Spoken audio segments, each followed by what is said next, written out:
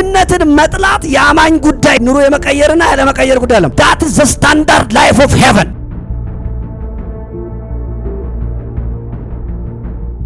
ፍርሃት የሚለው ዴፊኒሽን ፍርሃት ማለት unprotected feeling ማለት ነው። ያለ መጠበቅ ስሜት ማለት ነው። ፍርሃት ፐርሰን አይደለም። ፍርሃት የቆመ ነገር አይደለም። ፍርሃት የጥበቃ አለመኖር የሚፈጥረው ፊሊንግ ነው። ማንም ሰው ከጥበቃ ውጪ ነኝ ብሎ ሲያስብ ኢሚዲየትሊ በውስጡ ምን ይፈጠራል? ፍርሃት ይፈጠራል። ለምሳሌ በቀን እንደፈለግን የምንሄድበትን መንገድ በማታ የምንፈራው በውስጡ የሚገለን ነገር ስለቆመ አይደለም። በቀን እንድንሄድ ያደረገን የድፍረት ብርሃን በማታ ስለሌለ። ስለዚህ የጥበቃ ሲስተም ወይ ደግሞ የጥበቃ አለመኖር የሚፈጥረው ፊሊንግ ነው ፍርሃት።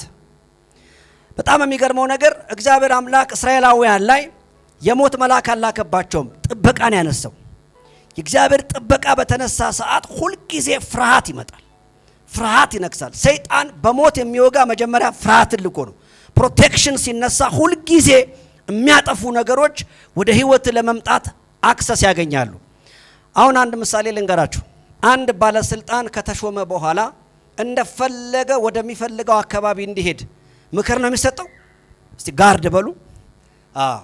ከቁመቱ ከደረቱ በላይ የሚሰፉ አንድም ቀን አብረውት ያልኖሩ ነገር ግን ፍርሃት የሚያጠፉለት ሰዎች ይመደብለታል። ከዛስ የትኛውም ቦታ ያለ ስጋት ያለ ፍርሃት ወክ ያደርጋል። ስለዚህ የጥበቃ መኖር እንቅስቃሴውን ሴፍ ያደርግለታል። የሚገርመው ግን ከውጭ ያለውን ጥበቃ አጠናክረ ከውስጥ ያለውን ግን ልታስተካክል አትችልም። በጣም ደስ የሚለኝ ፍርሃት ከውጭ በመጠበቅ ከውስጥ ያለውን ማጥፋት አትችልም። ሰውየው ምናልባት በድፍረት የሚሄድበት መንገድ ቢኖር ነገር ግን በድፍረት የሚሄድበት ደግሞ የማይሄድበት ደግሞ የጤና ሁኔታ ከውስጡ ሊኖር ይችላል። ሳይነስ ሊያስፈራ ይችላል፣ ሳምባ ሊያስፈራ ይችላል። ማለት የውስጡን የሞት ፍርሃት ከውስጡ ምን ልታደርግ አትችልም፣ ልታጠፋ አትችልም። በምድር ላይ ያለ ፍርሃት የሚኖር ብቸኛ ፍጥረት አንበሳ ነው። አንበሳ ሁሌ እበላለሁ እንጂ በላለሁ ብሎ አስበው ያውቅ። ሁሌ ስለሚበላው ነገር ነው የሚያስበው። ምንም ነገር ሲጀምር እንደሚበላው ነው የሚያስበው። ውስጡ እበላለሁ የሚል የመሸሽ ፍርሃት ስለሌለ። ለዚህ ነው መጽሐፍ ሲናገር በፍቅር ፍርሃት የለም ይላል። ከዛስ ፍጹም ፍቅር ፍርሃትን አውጥቶ ምን ያደርጋል? ይጥላል። ሰው አንዴ በክርስቶስ ካመነ በኋላ በሞት ፍርሃት ውስጥ ቢኖር ከሆነ እንደገና መዳን አለበት፣ እንደገና ማመን አለበት።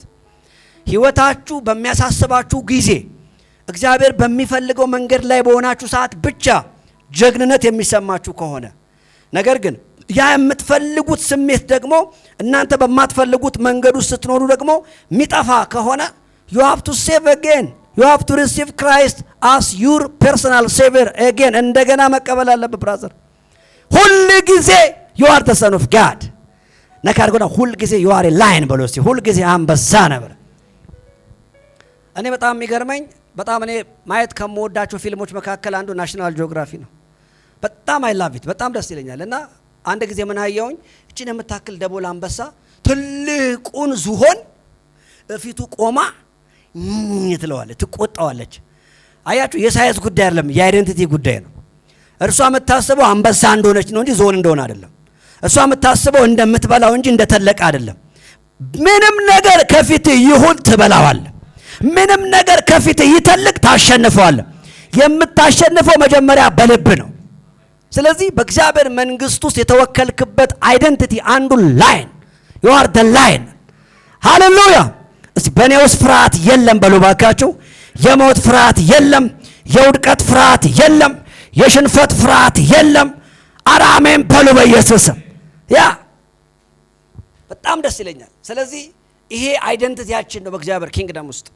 ሌላው የአዋፋት ሁሉ አውራ ቁራ አይደለም፣ ንስር ነው።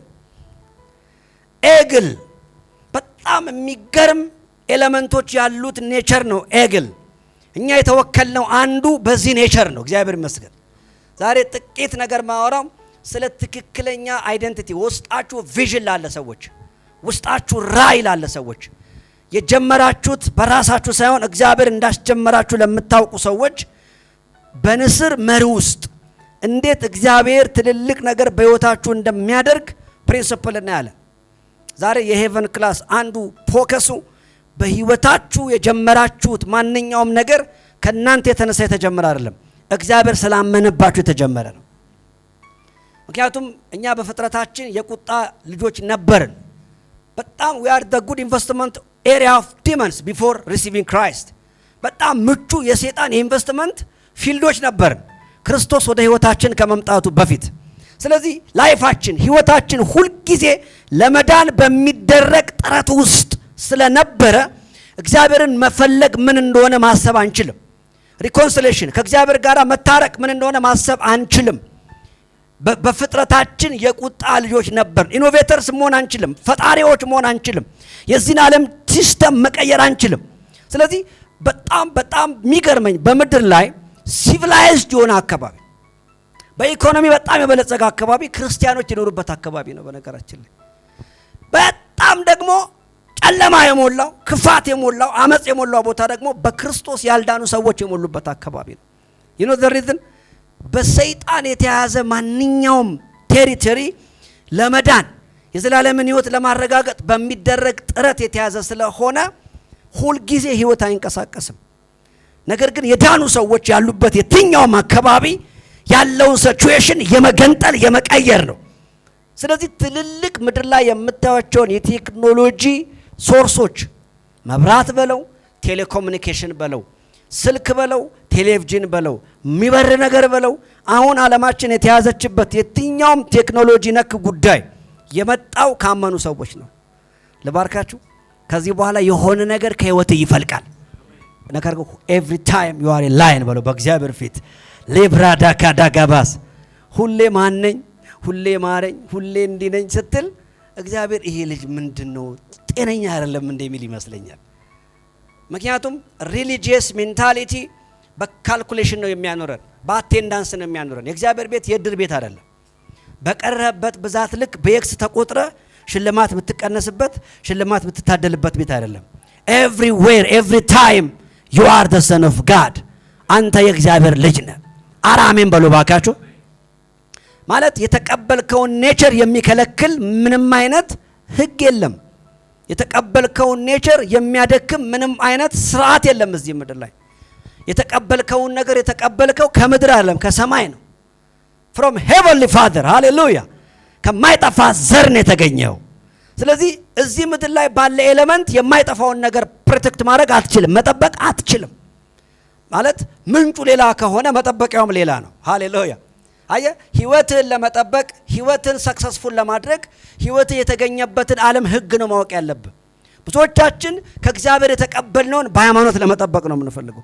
ከእግዚአብሔር የተቀበልነውን በሰው ሲስተም ለመጠበቅ ነው የምንፈልገው። ከእግዚአብሔር የተቀበልነውን በስጋችን ከመንፈስ የተቀበልከውን በስጋ እንዴት ትጠብቃለህ?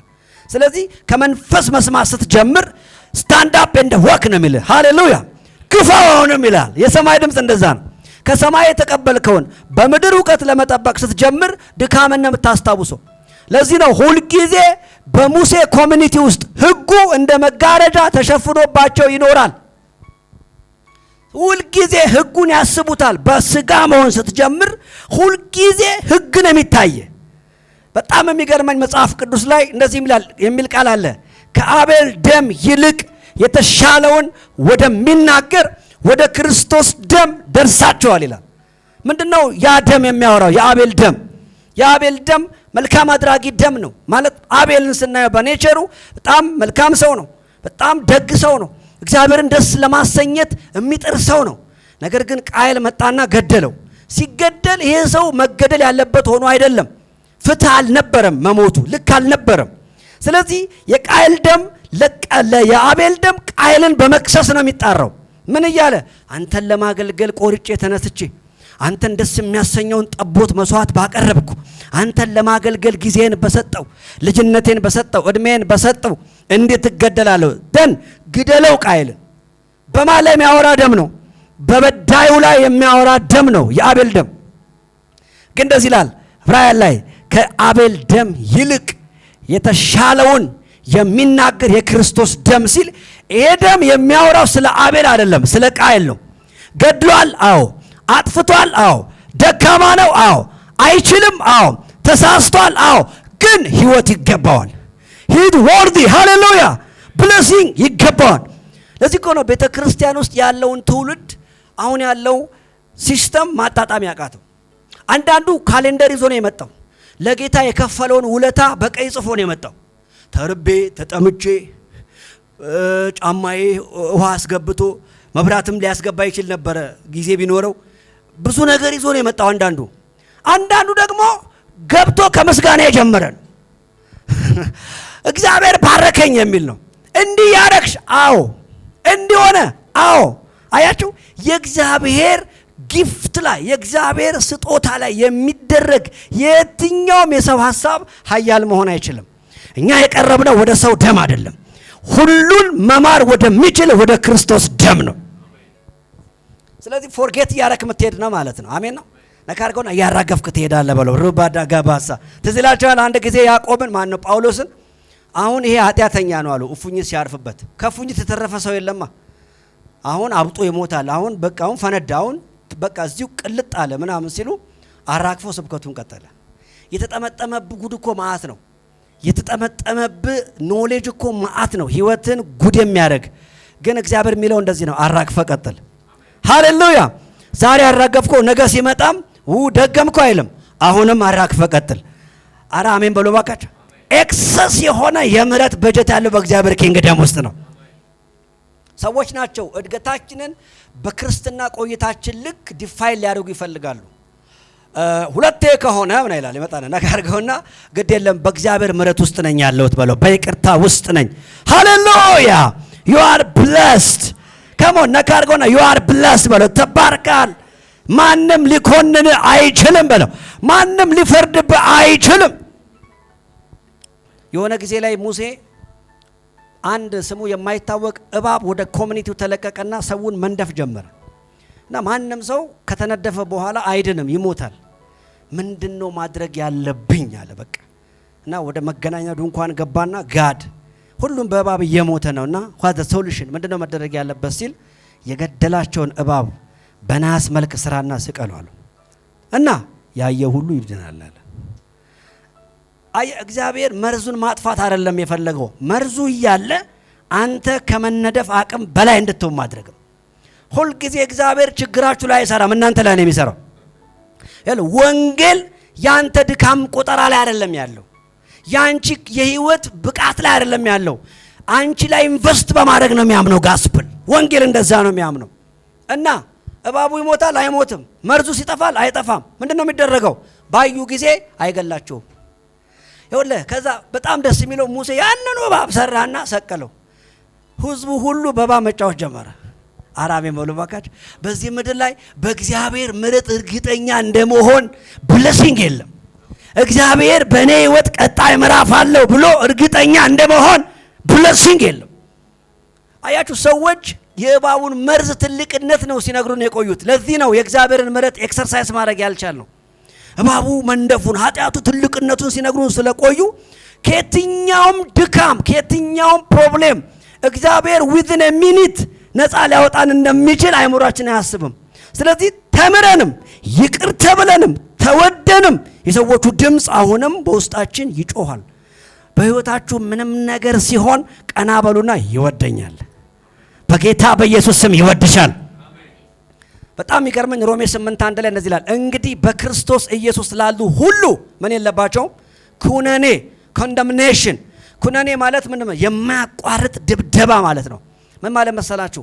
ለምሳሌ የሚጮ የኒኬል እቃ ታውቃላችሁ? ይሄ እንትን ማይካ ቆርቆሮ ነገር ጭንቅላታችሁ ላይ ገጥሜ ለ2 ሰዓት ለ3 ሰዓት ቋቋቋቋቋ ባደርግ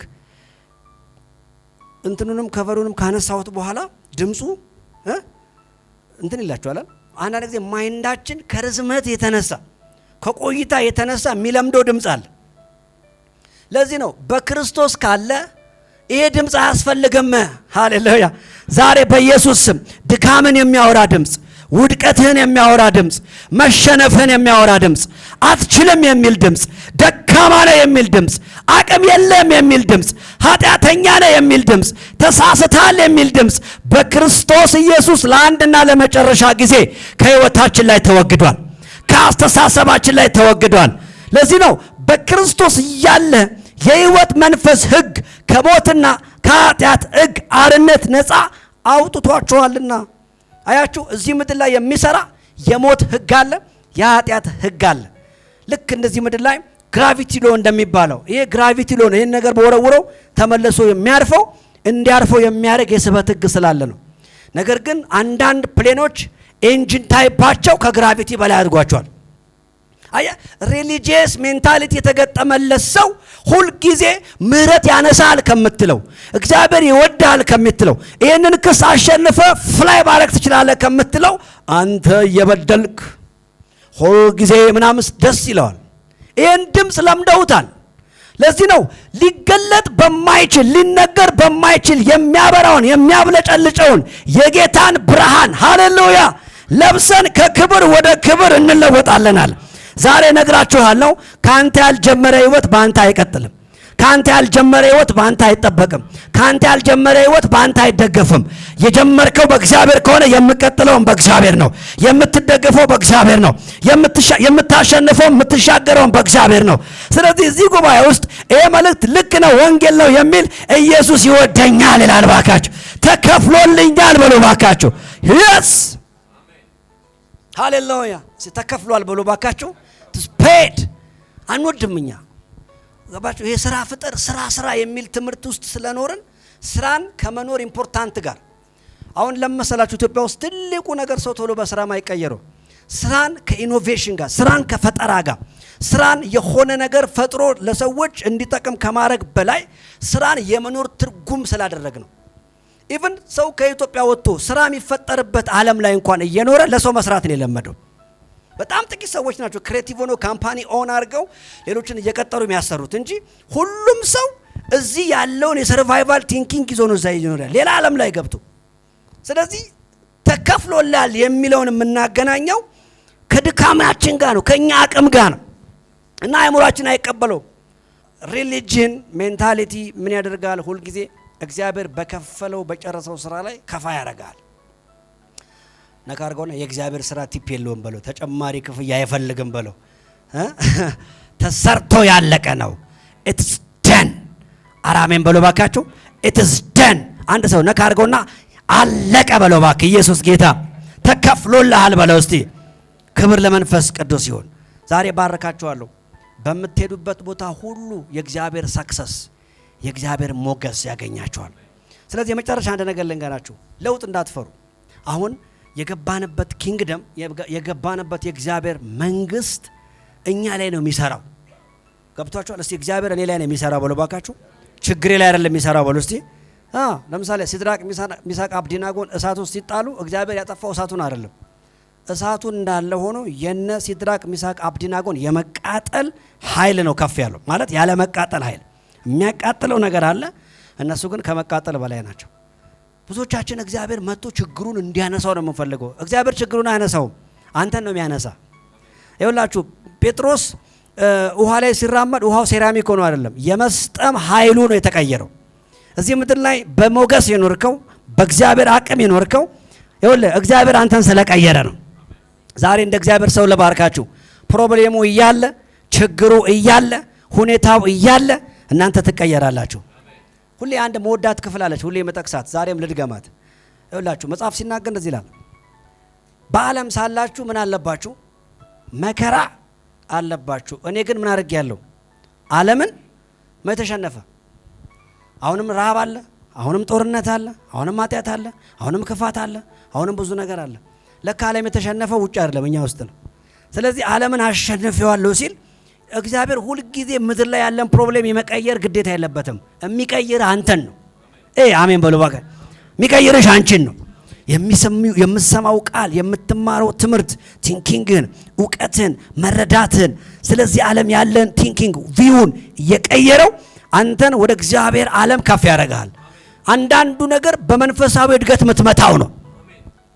ይኸውልህ በህይወት በሃይማኖት አንተ ልትመታ የምትታገለውን ነገር እግዚአብሔር እንድትመታ የፈለገው በአንደርስታንዲንግ ነው። ነገሩ ላይ እውቀት ሲጨምር እንደማያስፈልግ እያመንክ ነው የምትሄደው። አሜን በሉ በኢየሱስ ስም። በህይወታችን በአንደርስታንዲንግ የምናፈርሳቸው ብዙ ነገሮች አሉ። ክርስትና is not biological growth, it is spiritual growth. ብዙ ሰው ክርስትናን በባዮሎጂካል ግሮዝ ዲፋይን ሊያደርገው ይፈልጋል። አንቺ በጌታ 20 ዓመትሽ አይደለም ይላል። እንዴ በጌታ 400 ዓመትም ሊሆነኝ ይችላል ብራዘር። ጉዳዩ የባዮሎጂካል ሳይሆን አንደርስታንዲንግ ነው። ገባ? የእድሜ ቆጠራ ጉዳይ አይደለም። ከእግዚአብሔር ቃል ጋር ያለ ኢንቲሜሲ ነው። ለነገሩ ያለ ዕውቀት ነው። አንዳንድ ሰው በእግዚአብሔር ቤት 20 ዓመቱ ነው፣ ግን 20 ዓመት ሙሉ ዜና ነው ጭንቅላት ውስጥ ያለው። ከእግዚአብሔር ቃል በላይ የሁለት ሰዓት ዜና የሚያሳስበው ሰው አለ። ሰበር ዜና እያለ ህይወቱን ሰብሮ አስቀምጦ እግዚአብሔር ይባርካል በምን ይላል? ሳሰራ ይላል። አየ ከእግዚአብሔር ቃል ጋር ያለ ኢንቲሜሲ ስትሮንግ የሆነ ሲመጣ ለዚህ ዓለም ኢንፎርሜሽን አዲስ ነው የምትሆነው። አራሜን በሉ። ለዚህ እኮ ነው ኢየሱስ ጎባጣ ሲያይ በሉ እንግዲህ ምርኩስ ይሰጣት አይደለም ያለው። ሃው ሮንግ ነው ይሄ ኤቨን የለም በይቀና በያለ ኢየሱስ በብዙ ሰዎች ህይወት ውስጥ ያመጣው ሂሊንግ አምላክ መሆኑን ለማሳየት አይደለም። በእግዚአብሔር ኪንግደም ውስጥ የሚኖሩ ሰዎች በዛ ሲቹዌሽን ውስጥ እንዲታዩ አይፈለግም። ምን ነካሽ አንቺ አብርሃም ዘር ነሽ፣ ጉብጥና አይፈቀድልሽም። ድህነትን መጥላት የአማኝ ጉዳይ የእንትን ጉዳይ አይደለም። ይሄ ኑሮ የመቀየርና ያለመቀየር ጉዳይ አይደለም። that is the standard life of heaven። አራሜን በል በኢየሱስ። በሽታን መጥላት በጤንነት ለመኖር ያለ ፍላጎት የሚያመጣው ሳይሆን በእግዚአብሔር ኪንግደም ውስጥ ከበሽታ ጋር መኖር ስታንዳርዱ አይደለም። ዛሬ በናዝሬቱ በኢየሱስ ስም በህይወት ላይ በኑሮ ላይ ሰማይ ያልፈቀደው የእግዚአብሔር ቃል አብ ያልተከለው ምን ያደርጋል ነው የሚለው? ይነቀላል። በሽታን አልተከለብህም፣ ሞት አልተከለብህም፣ እርግማን አልተከለብህም፣ በሽታ አልተከለብህም፣ ፍርሃት አልተከለብህም። በህይወት በቤተሰብ በከተማ በምድር አብ ያልተከለው በናዝሬቱ በኢየሱስ ስም ይነቀላል። እርግማንን ነቀልኩ፣ ድህነትን ነቀልኩ፣ ኢግኖራንስን ነቀልኩ፣ ጭንገፋን ነቀልኩኝ፣ ጥላቻን ነቀልኩ። በኢየሱስ ስም ይነቀላል አለ። He doesn't have any access to your life. አይፈቀድለትም አለ። ይኸውልህ ዛሬ ትቃወማለህ፣ ከህይወትህ ላይ ይፈርሳል በኢየሱስ ስም። አንድ ቃል አለ ዘሌዋውያን ላይ አንድ ሴት ይላል ብትደፈር ካልጮች ተስማምታለችና ደፋሪውም እርሷ ምን ትደረግ? ትወገር ይላል። ከዛስ ከጮች ግን ወጋሪው ይገደል ይላል። ነካርጎና የመጮ መፍት አለ በለው እስቲ ምን ከሞን ክፉ ነገር ሲይዝ በለው፣ በሽታ ሲይዝ፣ ኃጢአት ሲይዝ አባ በለ ከላይ ላይ የመምታት አቅም አለ በለው። ባክ ይኸውልህ praise not saying a lot of words to God። አንዳንድ ሰው ጸሎት እንደዚህ ይመስላል። ካህምት ስጠኝ አይደለም። ጸሎት ማለት እግዚአብሔር በህይወት ላይ ያልፈቀደውን ነገር ሪጀክት ማድረግ ነው። ፖቨርቲን አልፈልግም ጋድ፣ ኪሳራን አልፈልግም።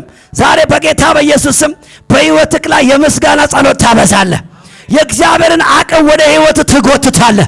በረከቱን ትጎትታለህ። heaven on earth አራሜን በሉ በኢየሱስ። እኔ እንደ እግዚአብሔር ሰው ልባርካችሁ። ዛሬ ጥቂት ነህ፣ ነገ ግን ለብዙዎች ትተርፋለህ። ዛሬ ትንሽ ነህ፣ ነገ ግን ዓለምን ትሞላለህ። አረ ኢየሱስ ጌታ ነው። ስለዚህ የሰው ቲንኪንግ ይዛችሁ እንዳትቀር። we are new creation። እኔ ስጀመር ሰው አይደለም አዲስ ፍጥረት ነኝ። ነገርና you are not human, you are new creation በለው። you have a new name። የሰው ልጅ የሚባል ነገር አዲስ ፍጥረት ነህ በለው። ሰው አይደለም በለው። እንደውም ዛሬ ያዘው ይሄንን አስምርልኝ። come on tell him። ይኸውልህ አንድ ነገር ልንገራችሁ። መጀመሪያ ሰው ነበር። እግዚአብሔር ማለት በመልካችን እንደ ምሳሌያችን ሰውን እንፍጠራል። ከዛ ከሰውነት ወደ ፍጥረታዊነት ወረድን አይደል? ወደ ፍጥረታዊነት ክቡር የሆነው የሰው ልጅ እንደሚጠፉ እንስሳ ሆነ ይላል። እንደውም እንደ እንስሳ ነው የሆነው። አሁን ይዋቸው በጣም the shitting በቃ ሰው የሚሰራውን ነገር እስቲዩት፣ አመጻውን ክፋቱን ይዩት እስቲ የሰው። ስለዚህ ሰው ከሰውነት ወርዶ ምን ሆኗል ማለት ነው? ፍጥረታዊ ሆኗል። የእግዚአብሔርን ነገር ማሰብ የማይችል እንጨት የሚያመልክ ገንዘብ የሚያመልክ ለጥቅሙ ሰውን የሚገድል ለማንነቱ ቅድሚያ የማይሰጥ የሰውነት ክብር ያልገባው ተመርጦበት መርጦ ያልተገኘውን ነገር መርጦ የሚያጠፋ ፈልጎ ባልተገኘበት ቦታ ላይ ፈልጎ የሚያጠፋ እንስሳ እንኳን ቦታውን ያውቃል፣ ቤቱን ያውቃል፣ ክብሩን ያውቃል። ከዛ ያነሰ ሆነ ሰው። ወንጌል ግን ከፍጥረታዊነት ወደ ሰው አይደለም ያሳደገን፣ ወደ አዲስ ፍጥረት። any man being Christ he is man አይልም፣ he is a new creation. that new creation is to be the son of God። አሁን እኔ ሰው ሳይሆን የእግዚአብሔር ልጅ ነኝ። ከሞን ንገረው አሁን የእግዚአብሔር ልጅ ነህ በለው። አዲሱ ስም እሱ ነው በለው። ለዚህ ነው በአዲስ ስም ትጠሪያለሽ ይላል አይደል? ይሄ አዲስ ስም ነው። ከዚህ በፊት ሰው የእግዚአብሔር ልጅ ለመሆን ኳሊፋይድ አልነበረም። እኛ ግን ኳሊፋይድ ነን። ስለዚህ አዲስ ፍጥረት የሆነ ሰው አለ እዚህ ቤት፣ የእግዚአብሔር ልጅ የሆነ ዳግመኛ የተወለደ በአብ ቀኝ የተቀመጠ አድራሻው የተቀየረ። ሃሌሉያ! ያ ሰው እንዲህ ይገባዋል፣ እንደ ንስር ወደ ላይ፣ ከሁኔታ ወደ ላይ። ይሄ በነገራችን ላይ ንስር በመንጋ ውስጥ አታገኘው። ንስር ተሰብስቦ አይገኝም። ንስር ብቻውን ነው የሚሄደው። ብቻህን የሆንከው ንስር ስለሆንክ ነው። ያልከበቡ ጓደኞች፣ ያልከበቡ ቤተሰብ፣ ያልከበበ በጣም ተስፋ የምታረጋቸው ሰዎች ሪጀክት ያደረጉ ስለማታስፈልግ አይደለም፣ ስለማይደርሱብህ ነው። ህይወትን አይደርሱበትም፣ ቲንኪንግን አይደርሱበትም፣ ህይወትን አይደርሱበትም፣ ኑሮን አይደርሱበትም፣ መረዳትን አይደርሱበትም። ዛሬ እንደ እግዚአብሔር ሰው እናገራለሁ። ከእርግማን ሰፈር፣ ከድህነት ሰፈር፣ ከትንሽነት ሰፈር በኢየሱስ ስም በማይንድ በእውቀት በኑሮ በልቀት ከፍ ብለህ ወደምትታይበት እግዚአብሔር ወደ አስቀመጠልህ ክብር መግባት ሆኖልሃል። አረ ያመነ ሰው አሜን። ሁልጊዜ ሰዎች እናንተ ላይ እጃቸውን ጣታቸውን የሚቀስሩ ከሆነ አንተ ከፊት ትላለህ ነው። ጌታ ይባረክ። ክፉ ሰዎች፣ ኔጌቲቭ ቶት ያላቸው ሰዎች ሁልጊዜ መኖራችሁን የሚነግሯችሁ በፖዚቲቭ ቶት አይደለም። ያላችሁን ጉድ ነገር ያላችሁን መልካም ነገር በማውራት አይደለም። እናንተ ጋር መድረስ ስለማይችሉ ያላቸውን የክፋት ጥግ እናንተን ቢያገኙ ሊሏችሁ የሚፈልጉትን ነገር ነው በልባቸው የሚሏችሁ። ነገር ግን እኛ ያን ለማለት አቅምና ጊዜ የለንም። እኛ እየበረረን ነው። አንድ ጊዜ አንድ መጽሐፍ ሳነብ አንድ ሰው አንድ ጦጣ ነው አሉና የሆነች ብርቱካን ለመብላት በጣም ስለምታምር ለመብላት ዘለለ ለመጨረሻ ጊዜ ለመብላት ዘለለ። እንደማይደርስባት ሲያቅ ተበላሽታለች አለ። እና አንዳንድ ሰዎች የእናንተን ኢነርጂ የእናንተን እውቀት እናንተ ያላችሁበት ግሬስ ጋር ለመድረስ ይሞክራሉ። ቀርጾ አልሳካ ብሎታል። አናየም እኮ እኛ ተናግሮ አድምጦት ምናልባት እንደማይሆን ገብቶታል። ከዛ ይወጣና ይሄ ማይሆን ሰው ይላል። that's the point።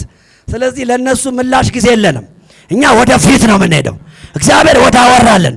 ለዚህ ነው ጳውሎስ እንደዚህ አለ፣ የተገለጠልኝን እንዳይ የኋላዬን እየተውኩኝ በፊቴ ያለው ለመያዝ ምን አደርጋለሁ አለ። እግዚአብሔር የሚፈልገው ይህን ታይፕ ላይፍ ነው። አሜን በልባክ። ችግር ላይ ጊዜ እንድትወስድ አይፈልግም፣ ውድቀት ላይ ድካም ላይ። ስለዚህ ወደፊት አሜን ነው። እንደ ንስር ወደ ላይ በለው፣ ወደ ላይ። ሃሌሉያ።